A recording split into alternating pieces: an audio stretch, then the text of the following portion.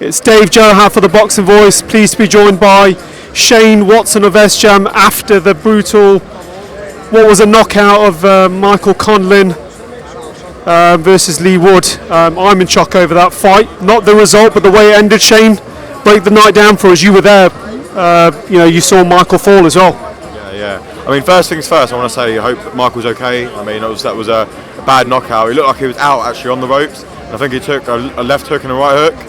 And obviously, I think he's landed on the actual floor. I don't know if it's his head or his neck, but I did hear that he was maybe responding and breathing a bit better. So all thoughts with him and his family, and what just looks like obviously a very tough time for them.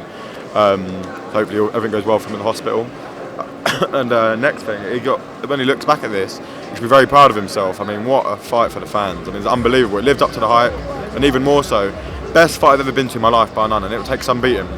Had looked like Lee Wood out on his feet in the first round, and then Lee Wood started to chip away back in after round 4. I thought the body shots were starting to get to Conlan, the feet started to slow down, looked hard on ropes at times, but then I say that, there's like a couple of late rounds I thought he kind of just nicked as well, like he was having a bit of a second wind.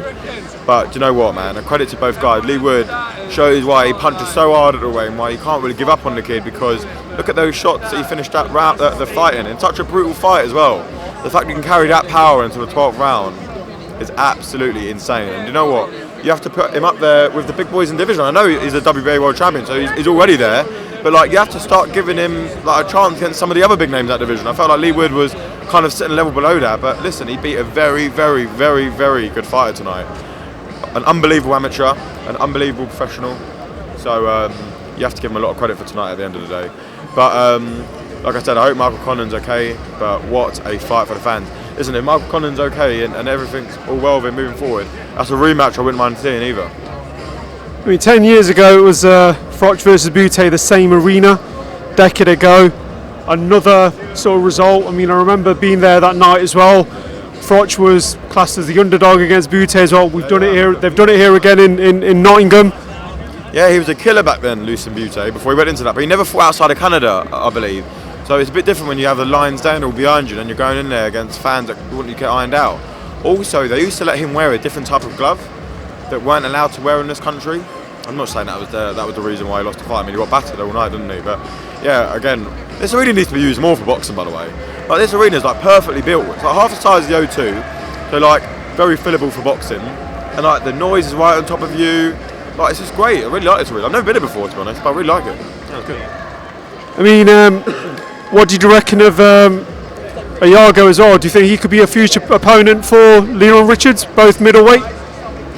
Oh, Iago, yeah. I mean, if he steps up to 2 middle, then yeah, it's possible. But I think Iago's got a lot of learning to do before he can step up anywhere near Leron's level. I mean, they've done some rounds in the past, obviously because they were both Al Smith some time ago. Obviously, he's still with Al Smith, Iago, but listen, he's not to be disrespectful towards Iago, but I think even he'll admit it himself, he's levels and levels below Lerone at the moment. Lerone's elite super middleweight, beat one of the toughest guys in division, fairly comfortable in my opinion, in Gongora. So Iago ain't mixed it with a guy that's even 5% as good as Gongora yet. So, but all the best luck to him. He's making noise, he's getting some good victories under his belt.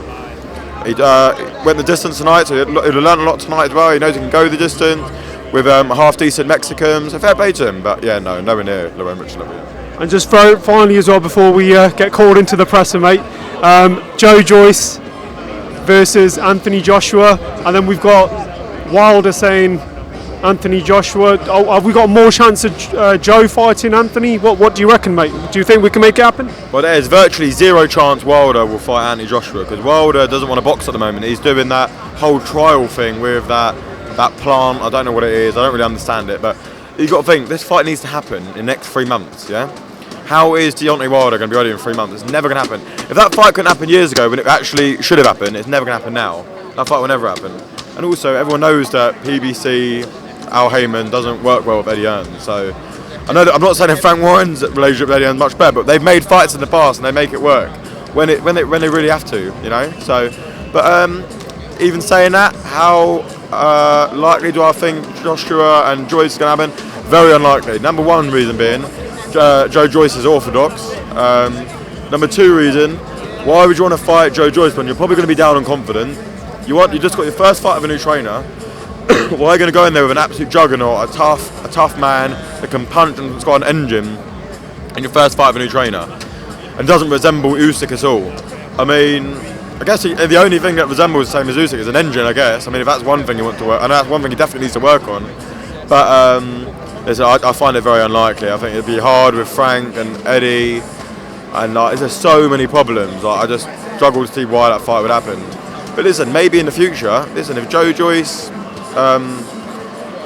would be fighting in end of May, early June anyway, yeah? And we're a part of the Joe Joyce show, so whatever's right for Joe is the fights we'll make, but Joe is going to be mandatory for WBO, yeah? So if Joshua beats Usyk, then they're going to fight us anyway. So, but I think, looking at June, I just think it's unlikely. I just see too many problems in such a short space of time. Then you can have an easy fight against Valin, who I think struggled to beat Sokolowski, and maybe even Luis Ortiz, but again with PBC, so I struggle to see that happening. But yeah, I just struggle to see Joshua happening. But listen, I'm still hopeful, because Joe wants to fight, we want to fight, Frank wants to fight, but it needs to be a lot more people than just us that want to fight. It's a long drawn out process, but never say never, because we're going to be fit for that day, because we're going to be fighting on that day anyway. So it kind of makes sense. We're going to have that fight at the Emirates, we're going to have that fight at Vicarage Road, we're going to have that fight at Twickenham. Wherever they want to have it, we can have it. Nigeria, anywhere. But I wouldn't get my hopes up too much about it. But you never know. Stranger things happen in boxing, so.